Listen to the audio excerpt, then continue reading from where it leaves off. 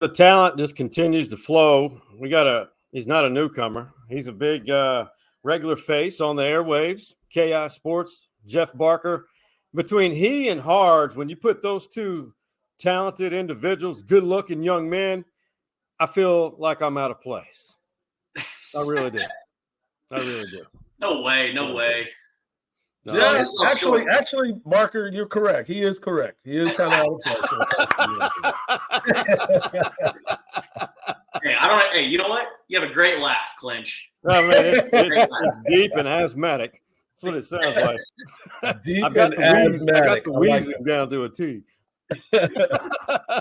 Hey, before we move forward, Camp Hook'em football, episode 2 of 4. Overall, this is number 280. We're moving on up, just like the Jeffersons. Shoal Creek Saloon.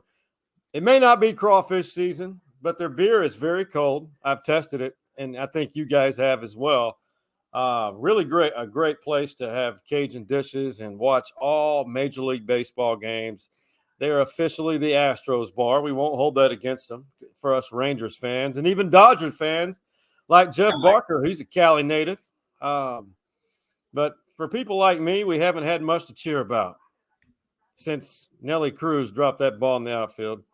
But we've forgiven him, I hope. Have we, fellas, or is that a distant memory? No, it's pretty close to the forefront. It's on that frontal lobe. I'll tell you that much. Yeah, Texas Ranger fans are not going to forgive Nelly Cruz anytime soon. Cardinal fans buy him a beer every time they see him, though. Oh, my heart. There's part of my heart. Oh, look, this is Fred Sanford here. Oh, my heart. Yeah. Hey, before we talk Texas football, we got to celebrate Jeff Barker because a year ago he got engaged. I think it was a year ago. And recently he celebrated his bachelor party. And just like Hardge said last week, and Danny, you just don't talk about what happened. But, man, I think I found a picture that was that surfaced on the socials. Never thought I'd see Barker in an outfit like this, but I was very impressed that you would run around at this in public. This is what would you call this? A banana hammock? Oh man, hey, I wish my bod still looked that good. That's how you know that photo is not me. As long as I still got the hair, it's all good. You definitely got the hair, bro. You definitely got the hair. If I lose that, I don't know what I'm going to do. Jeff, you will look like me. You will look like me and Sean if you lost it. And that's a good thing. That's right. You know what? Just like you guys, when that happens to me one day, I'm going to find a way to rock it. There it is. Oh, baby. my That's God. Good time. You're obviously drinking the champagne of beers, Miller High Life. Oh, man, that's double fisting, too. Let's go. Outstanding work, young man. On the white sands beach of Windy Point, it looks like. Oh, man, yeah, we were in Scottsdale. It definitely was not as beautiful weather-wise as that beach there with the banana hammock. It was a little swampy in the hammock. Let's just say that. Well, it happens. It does happen. Oh, but while you were gone, actually, this happened recently. The AP preseason rankings came out. AP, in my opinion, really doesn't equate much into the formula. You guys correct me, but we've seen this before. I mean, I'd still say 11 is about right for this team. And since that's your first appearance, Barker, your thoughts on the 11th ranking, the national ranking for the Longhorns? Yes, it was funny. Sark was asked about this the other day, and he did the whole we're not talking about this in the building and all that, which I actually believe. But then he did kind of throw in when I was a kid, I used to wait for the Sports Illustrated to come out, and I love that's the one thing I love about talking to Sark is he knows that they're in the fire right now and they've got to ignore all this stuff, but he is a fan of college football, and that's my favorite part of these preseason polls, man. Is it just it's just another landmark on the way to the start of another football season. And I think 11 for Texas, I think it makes sense. Like you said, seems pretty fair. And what I usually do with these, I don't put too much stock into any of them. I mean, it's always, Georgia, Alabama, Ohio State, all those teams at top, which it was again this year with Georgia going for the three-peat. But I'll look at the coaches poll and then I'll look at the AP poll. And if there's any major, discrepancy there, difference there, then maybe I'll, put some stock into it. But yeah, I thought Texas at 12 in the coaches poll, 11 in the AP sounds about right. I mean, if you look at this team's schedule after Alabama, most of the games are pretty tough. Like, their teams like Baylor, Kansas, and then obviously OU, and then, BYU's never an easy game, like even, Tech at the end of the year. But none of them are like, man, Texas is, besides Bama, which I think they're a 7-point underdog right now because it's on the road, winnable games, man. Like, I mean, the 11th team every year is usually 10-2, 9-3. If this team's not 10-2 or 9-3, that's an issue. I'd agree with that too. I mean, you sit there and you look at how this team is shaped up, and when you look at talent level, they can be with anybody in the country. On paper, they're probably one of the most impressive teams when you start to break it all down. But like anything else, you have to make sure that when you get out there and you get your opportunity to perform, you perform at that level. That's why I think there's so much doubt. And everybody's like, oh, you said it at the opening, Sean. We've seen this before. We've been in this situation before. Oh, most talented team. They got all this stuff that's happening. Oh, my God, look at them. Yeah, if they don't win, it's a travesty. And I agree with you with the 9 or 10. The over-under has been one of those things that everybody's talked about last 10 years. I mean, last 13 years, I guess the last time it happened, you sit there and you say, okay, what's the over-under? What's the expectations? And you end up not being there. Perfect example, all those unranked situations that you have. Those are my eyes bugging at the graphic there. Exactly. That's when you look at it and you say, man, what the heck is going on? But yeah, as you sit and you watch and you look at this team and you see the things that have happened within the organization, you get impressed with it. You get caught up in it. And talent-wise, I don't know what's happening with my computer, but talent-wise, it just gets to that point where you start to believe in it. And you want to believe in Sark. You really do want to believe in Sark, but he has to show you something to make that happen. It sounds like the letters on Wheel of Fortune popping up as Vanna White taps them for you. That's what I'm trying to figure out. What the heck is going on? That may be your phone on the USB. That might be. Might be. I just turned it off, so we'll see what happens now. Man, all these here on the side, we were talking about like, they don't meet the expectation later, 9, 10, 11 wins should be it. Then somehow it always just ends in me hanging out with you guys in San Antonio at the Alamo Bowl. Which, hey, I love the knockoff Pat O'Brien's over there. Yeah. But, come on. It'd be different if it was the Pat O'Brien's in New Orleans. Exactly. You got to admit the Academy's gift card that one year. I don't know if they still do it. Somehow 2 of them. No, that was the Texas Bowl. Yeah. That was the Texas Bowl. Yeah. That was the Tom Herman, Drew Lock. That's right. Oh, yeah. Put them in a bag, baby. Put them in a bag. Yeah. You can say this about any of these teams, about there was one thing about them that, okay, but they did not finish the job, and therefore the expectations of the fans of this program are always sky high. Expectations sometimes are not tempered. It's every year. Right. And it should be every year. It's the University of Texas. Right. You should never have to reload. You should be regrouping.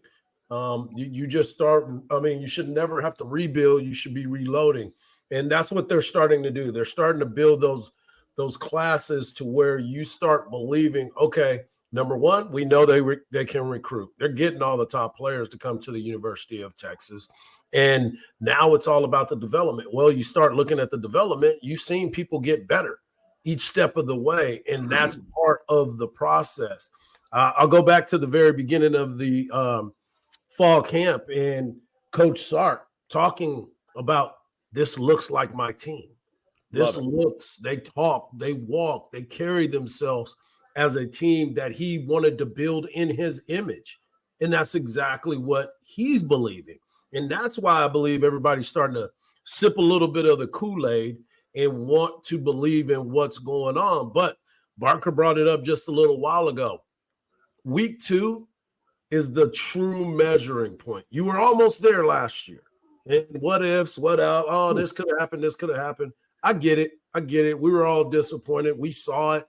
We were ready for that next step. The injury happened. The Bryce Young in the end zone. All that stuff happened. But what did you do after that? There were still some flaws that didn't get cleaned up, and they exposed themselves a lot more than what it used to be. So now, what was that self-evaluation? What did you go back and learn about yourself? What are we going to do to make sure that we don't have to see Quinn Ewers throw the ball 55 times against Oklahoma State when you should have been running the ball? In the win. Against those games against TCU where Bijan got the ball, 10 times the entire game, where it was like, stay with it.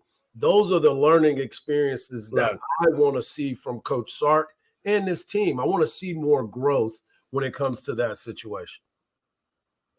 Yeah, and then you mentioned that Bama game, Hardge, and I think, not to be Captain Obvious, but we're going to learn a lot about the competitive fire on this team. About, hey, if I'm Quinn Ewers, I'm saying, and he's not going to say this publicly because it's smart, no reason to give Bama and Saban bulletin board material. For us, there has to be a fire inside that guy. Like, yo, I need to get back out there and finish what I effing started.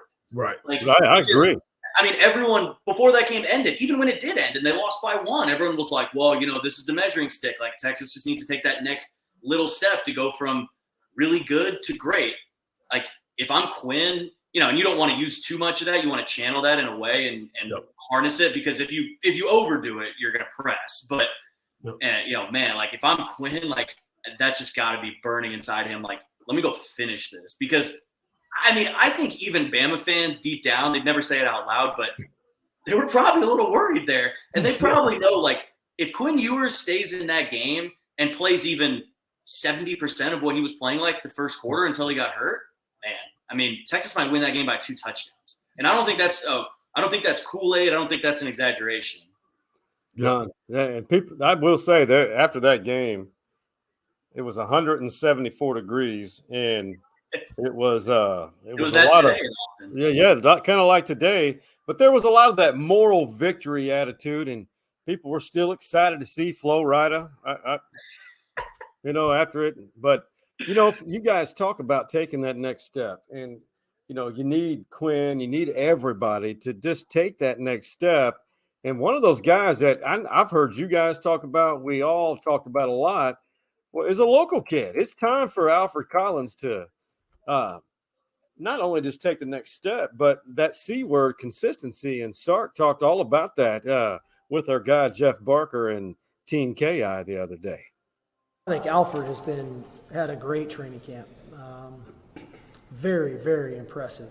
For a big man, he's extremely athletic and powerful. One of the things, and you can go back to old press conferences of mine, when I reference Alfred, I used to talk about consistency, like we're talking about now, about if he can stay consistent, he's a dominant player, and that was always been a little bit of a struggle.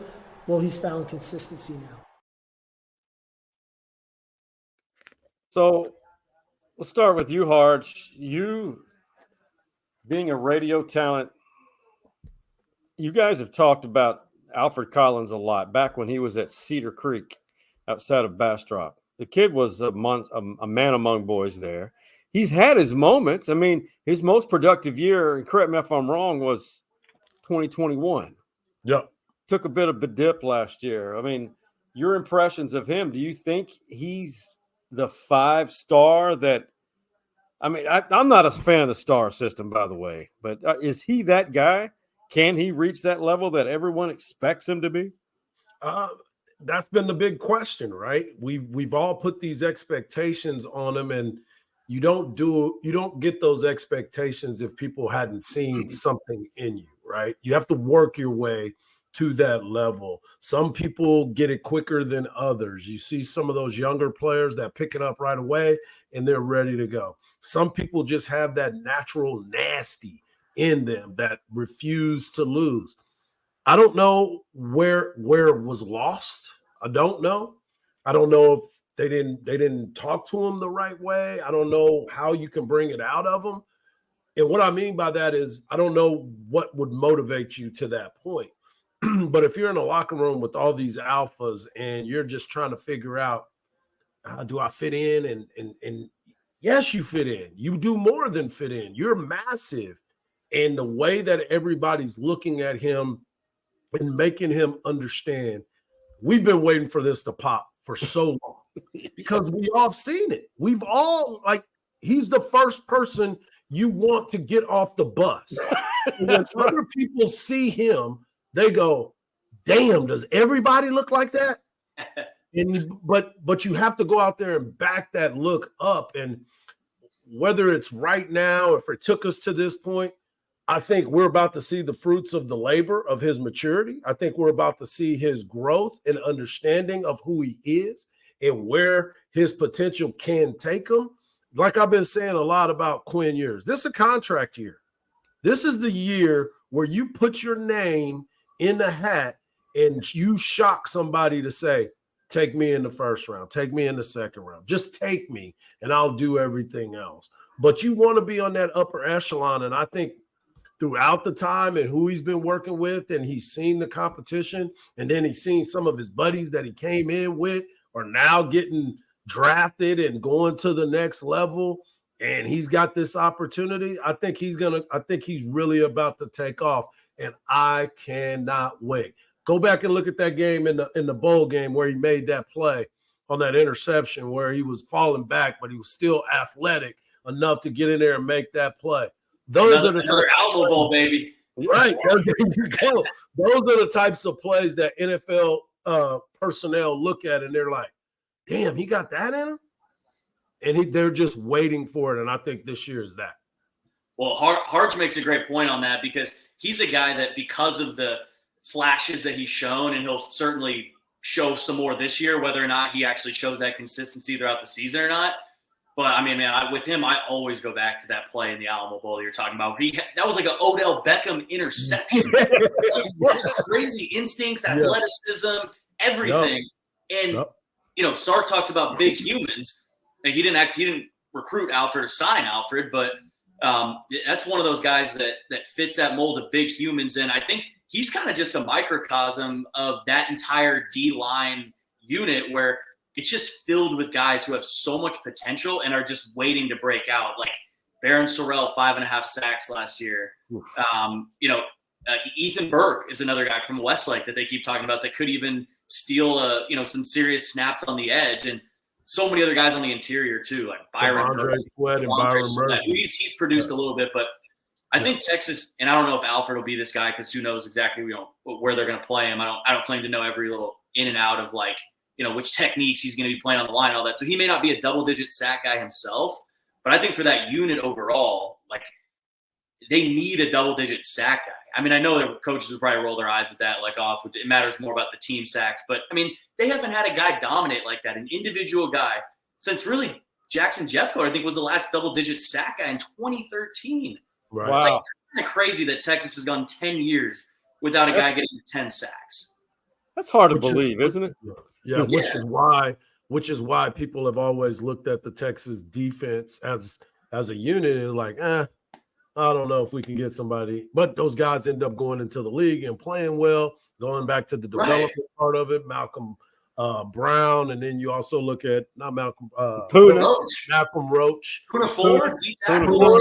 Yeah. So you look at those guys and you're like, okay, and we could talk about the pressure rate from last year and how they were creating so much pressure, but they weren't getting that sack, to your point.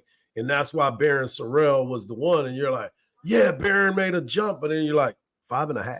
5.5. Where you got some teams got guys with 10, 11, just making some plays. But I think that these guys are going to be very, very disruptive. And I'm hopeful that Alfred is that guy that takes that big step for him.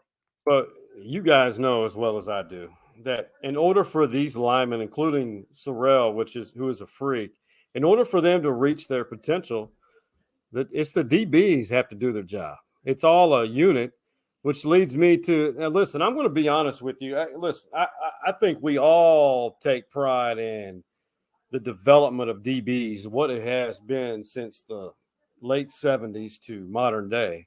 The number of NFL defensive backs out of UT, you need about 7 pages.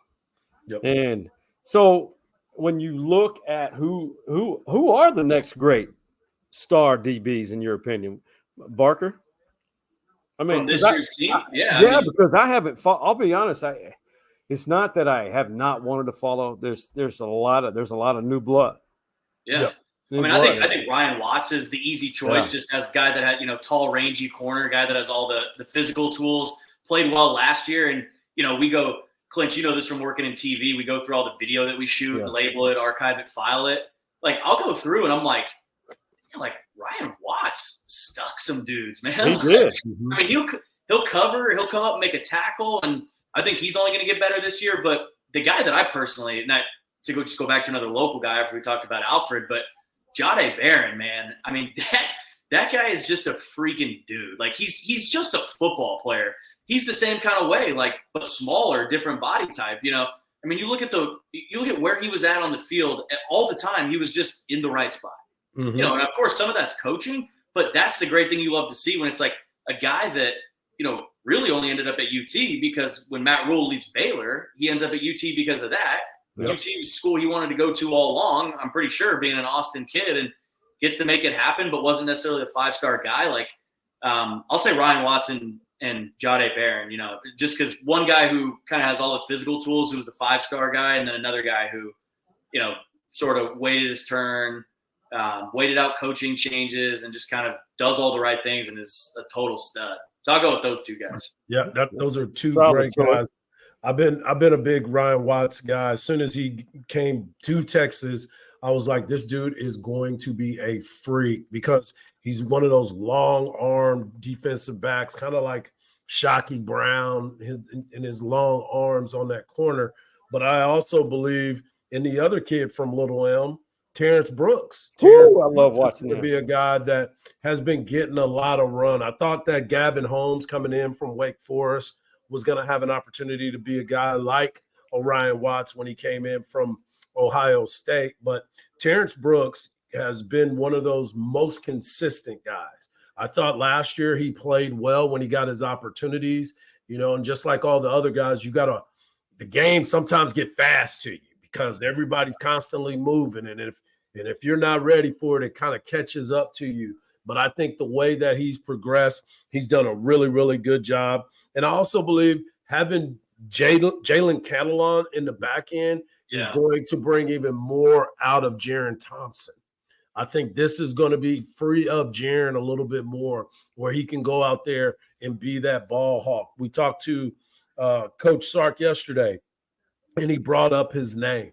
He brought up his name because he did get a pick in the scrimmage, and he continues to get better. But a name to pay attention to, and Barker, this is just as well as I do, is Derek Williams. Derek Williams from Louisiana. He was the number one defensive player in the state of Louisiana, along with Arch Manning, the number one offensive player.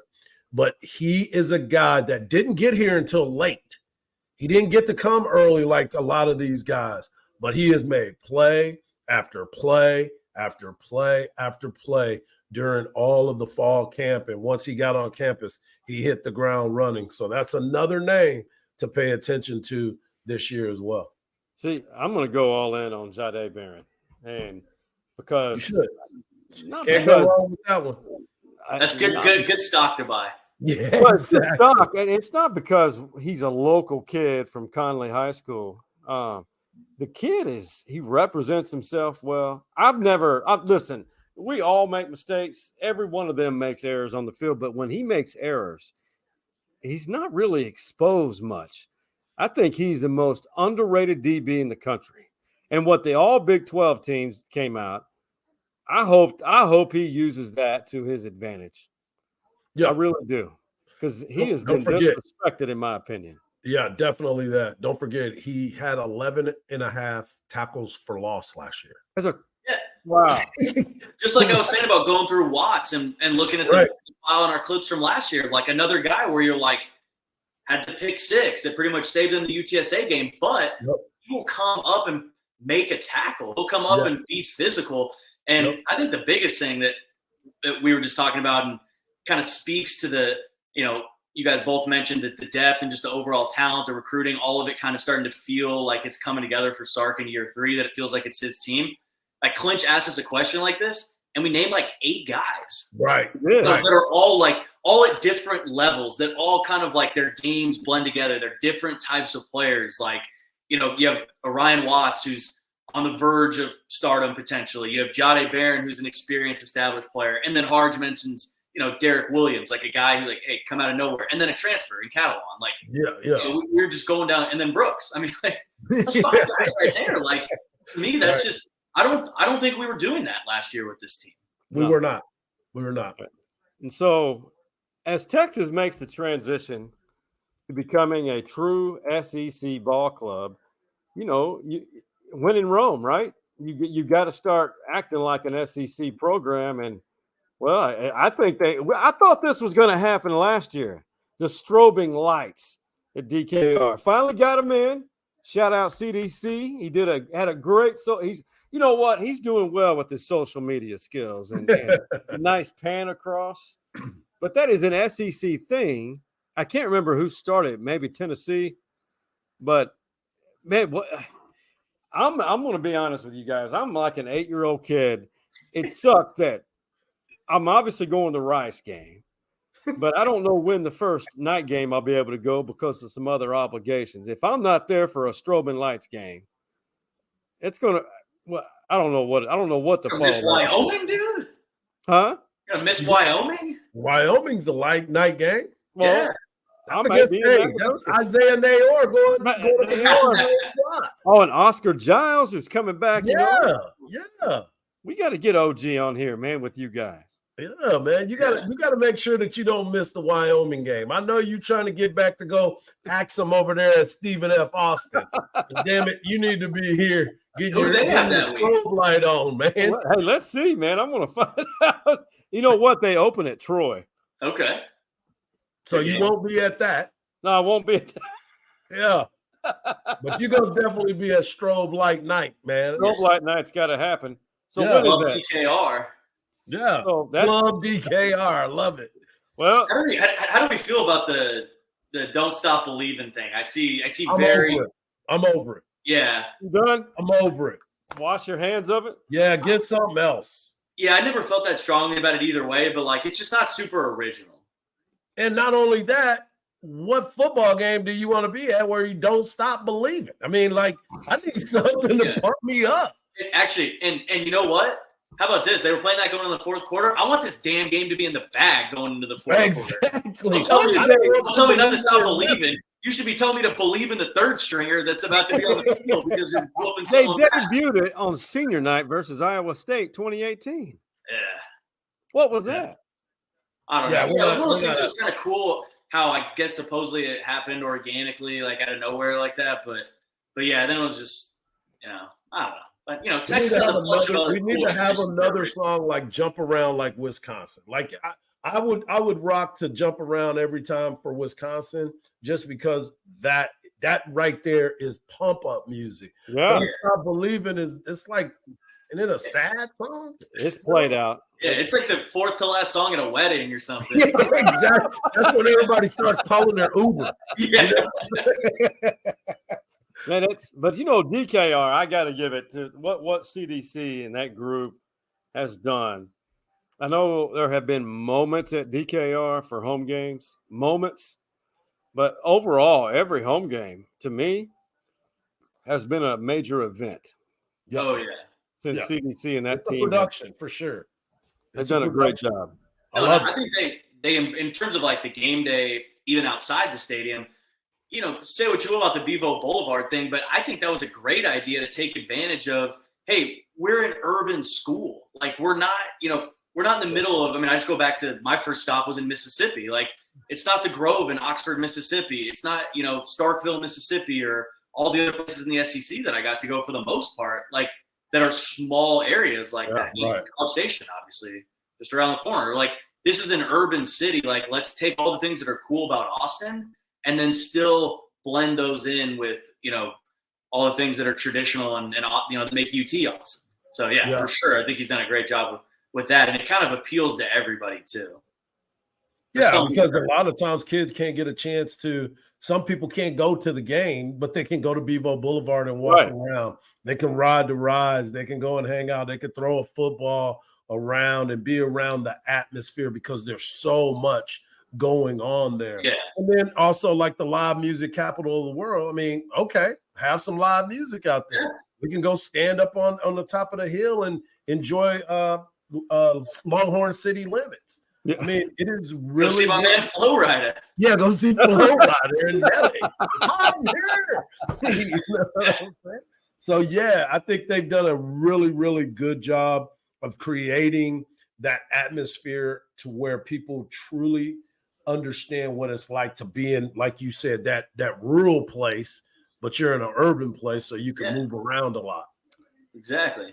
Man, next time Arkansas comes here, I'm talking to all of you, Pig Nation. The way you treated me in Fayetteville and all of us.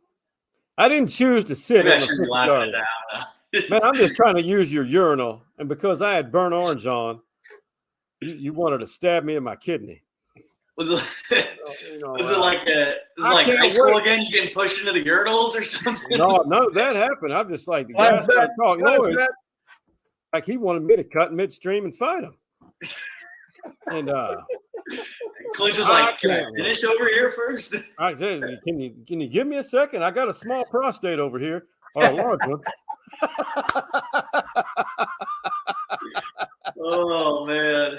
Oh my God! I can't wait till they come back to Austin. There's going to be a limit. I'm going to do my best to make it just as bad on them as they made it on me and everyone else there. I love it. I can't wait. But, that's a great rivalry. That's underestimated. Before we wrap things up, we got to give a shout out to a Man Cave alumni, Quan Cosby, and then a lineman that a lot of people don't talk enough about from that 05 team, Jonathan Scott. I think there's 11 members of this Hall of Honor class, but those two and Quan, he's been a good friend of both of you as well. I mean, it just says that we're getting old. If our friends are making the halls of honor. Hey, speak for yourselves. Exactly, man. Back it up, man. Hold up, man. Don't let that worry you. Don't worry about that right there. But no, it's awesome for Quan, my 254 brother. I mean, he is he's a person that you would want representing the University of Texas at all times. He understands what it's all about.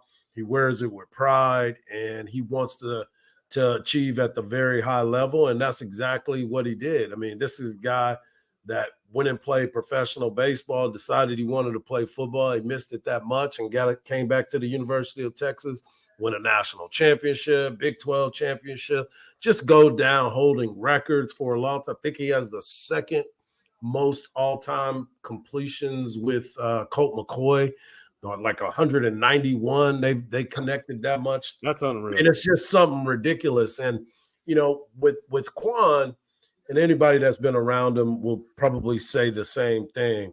The dude is as genuine as they come. I mean, he's going to tell you like it is, whether it's good or bad for you, but he's going to give it to you real. And if it's good or bad for the football team, he's going to tell it like it is.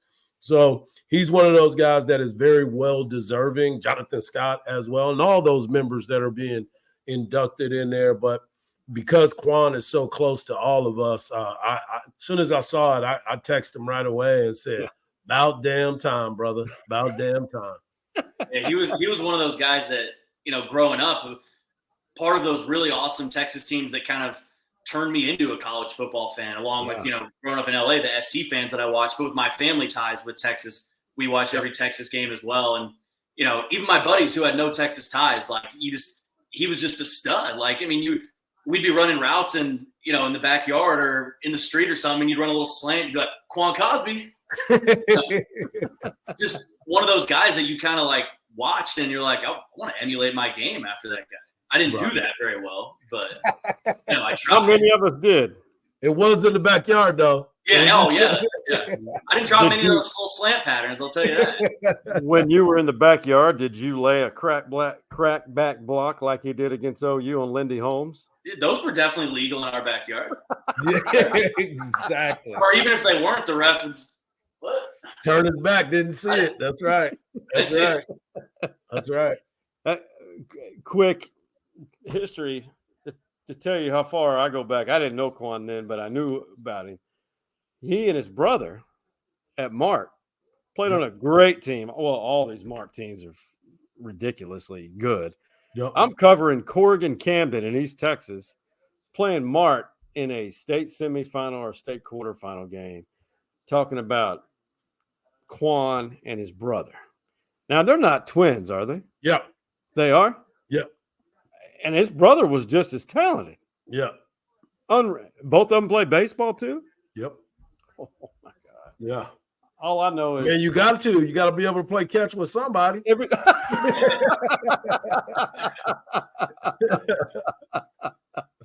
Oh, my God. Let's wrap it up with this. A voice that no longer exists. Hey, man. Tell me something good.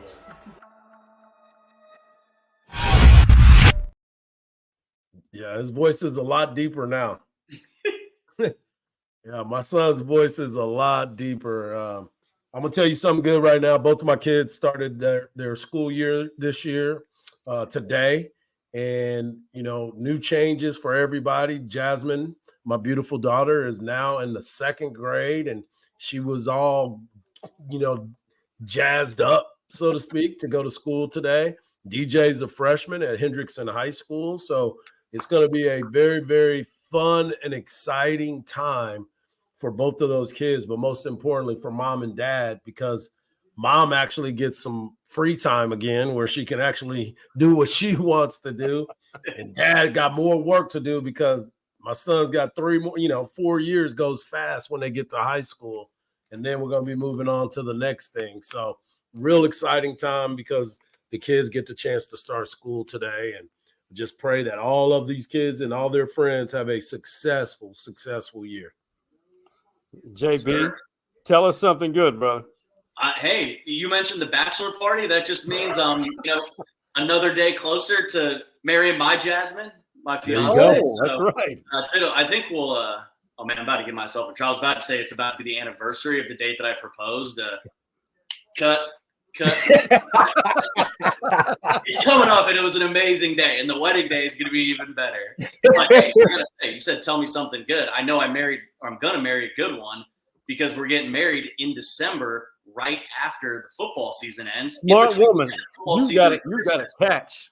Yeah, that's how I know I got a good one because she didn't force me to get married in October or something like that. Even if it was a bye week, that's just. Yeah, that's a little much. It's a little much. It's not a bye week. When December what? 14th. Oh, okay. Oh, good nice. Time. Nice. Yep. So right before the bowl game. Yeah, right. But who knows? Maybe Quinn Ewers will get the Heisman. We're getting married on a Thursday, so maybe Quinn Ewers will get the Heisman on Saturday, 2 days after that. Yeah, there you go. I love it. I love it. Much respect to both of your Jasmines. Now I feel an incredible amount of pressure to make it even harder on my dating scene to go find a Jasmine. Don't do that. I promise you, because it's just like Candyman. If you say it 3 times, you might not like the answer.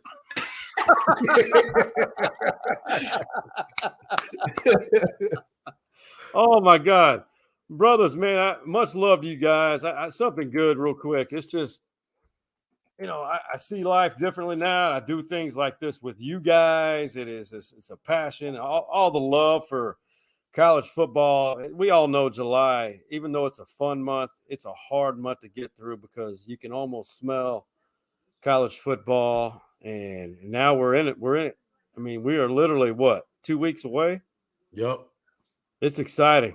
And these episodes are going to get more fun. And we're going to count down, man, and see Jeff Barker and Jasmine as they about to exchange nuptials, man. That's freaking awesome. Really appreciate it. Happy for you guys. Thank you. No doubt. So JB will be on one more episode. Hardge, he may be on all but the last 2. And you never know. You got kids. You got to work around the time. And So since he is one of the OG Man Cave boys, we got to give a shout out to the other two, that being Big Mike and Coach Mo, and shout out to Shoal Creek Saloon. What do we say, Hardge? We out.